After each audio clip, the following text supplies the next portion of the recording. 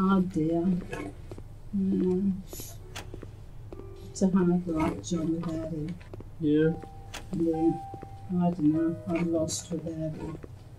Really am.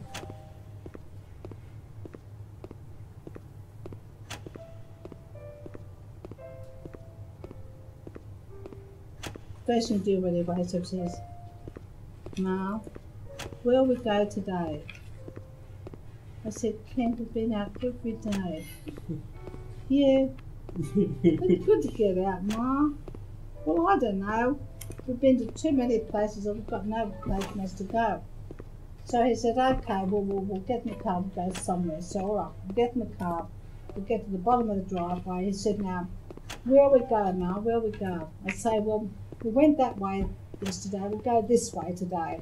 So we go that way today, we'll just drive around. Nowhere in particular, just drive around.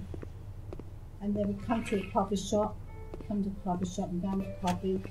He said, come on, I'll buy you coffee. And then we'll have lunch or brunch, whatever the time happens to be. Breakfast, brunch or breakfast, whatever. Yeah, and that's what we did every day. And tomorrow he'd come, same thing. Where we go today, Ma? I don't know, Kim. So we might keep driving south. And then if we find a motel there we'll look at, we'll stop there. We'll go into the motel and that's where we'll stop for the night.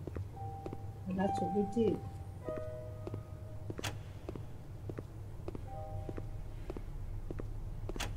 We always had our bag in the back in case we found a place we wanted to stop.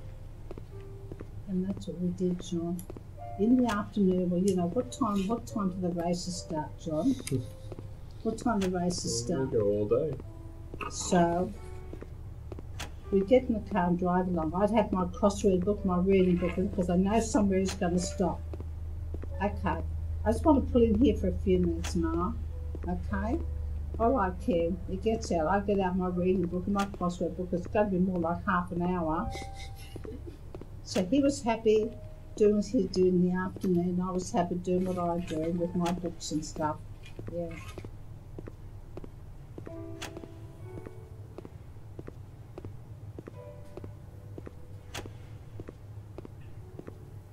And then one day he was saying, oh, I want to get some petrol in the car.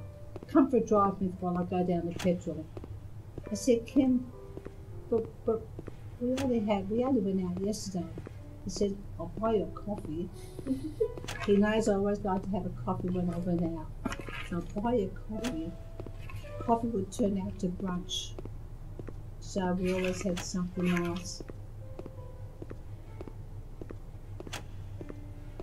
But I said, Ken, your tank is 3/4 full. I know that because I drive it too. You got 3/4 full. He said, yeah, I just want to top it up. Where do you want to go? I just down to Granville. To top it up, 20-minute drive down to Granville. To top it up that much, John, top it up. Oh, God, John. Yeah, right, Ken. He was strange somehow. I don't know. Oh, you picked him. I wouldn't give him away for anything, John. I'm not giving away for anything I can. It was my Ken.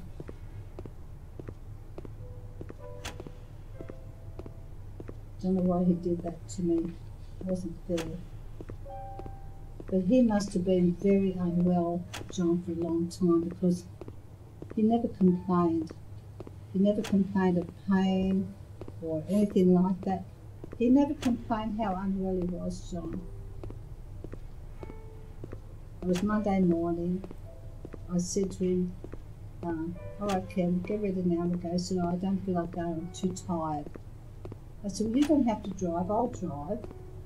I said, just put the seat back, put your head back and go to sleep, I'll drive. So we did that. But at the end of that day, he was quite tired. So we had our dinner, and actually the tennis was on. Tennis was on that time in Melbourne. So we watched the tennis for an hour before he decided to get into bed. Yeah. So he did that. But the next morning he woke up. He woke up before me.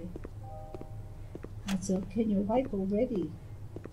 He said, take me to hospital. Just like that. He never said anything about his sleep. He said, take me to hospital. So we packed up. But we raced down the freeway and that, got to the hospital. They made him comfortable. They just made him comfortable. Yeah.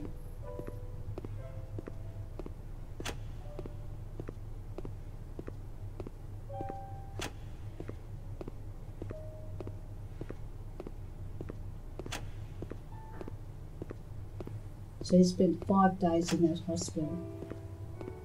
But on the 3rd day, he was unconscious. Didn't talk to us after the 3rd day. They had him on morphine. Didn't talk to us after that 3rd day.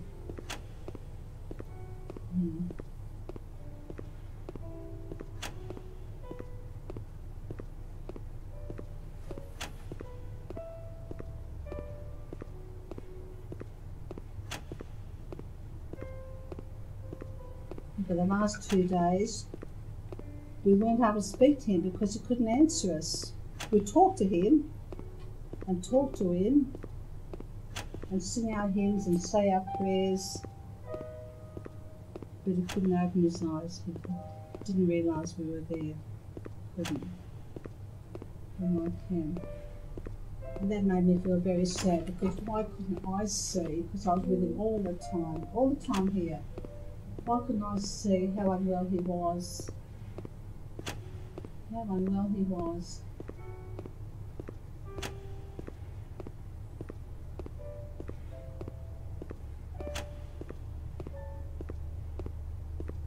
At that time, they weren't allowing people into the rooms, and they were allowed no visitors, but they allowed one of us to go into the room at a time. So when I was there and someone else had come in to take my turn, and the doctor came in and he'd seen how unwell Ken was. He was really unwell, he was out to it. And they still would only let one or possibly another one to come to change over. And the doctor said straight away, he called the head nurse in.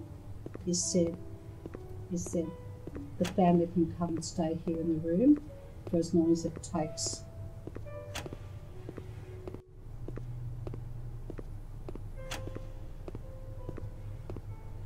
We were allowed to stay in the room, and we stayed with him. We stayed with him all day, all night, and all day, and all night for the 2nd night. And at 5:30 on that 2nd morning, we were all asleep there in the room. And they never said go, we were very quiet, and they were very orderly, very quiet. And they said, yeah, Jennifer was the first one awake. And then I was sharing the lounge with somebody else. I was sharing the lounge. And Jen said, Mum, I think he's gone. Just like that. So we all woke up and he wasn't breathing. And he was gone.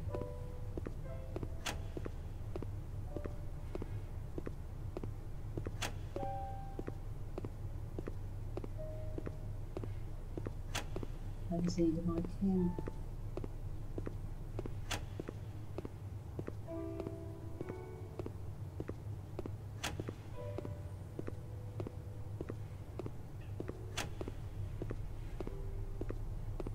Yeah, I think about him all the time. Biggest chunk of my life gone. And my life's not the same, even though I've got my children and all that. My life is not the same. I wake up in the morning, I think, I look after his pillow next to me, I think, he's not there. Not there. It's a horrible feeling that he's not there. So, why am I getting up? What am I going to do now? What am I going to do now? That beautiful photograph there, he's smiling there. I said, Kim, why are you smiling? It's not funny. You're always smiling. I love that photo behind me up there. He's always got the same beautiful smile. I said, why are you smiling? Because it's not funny.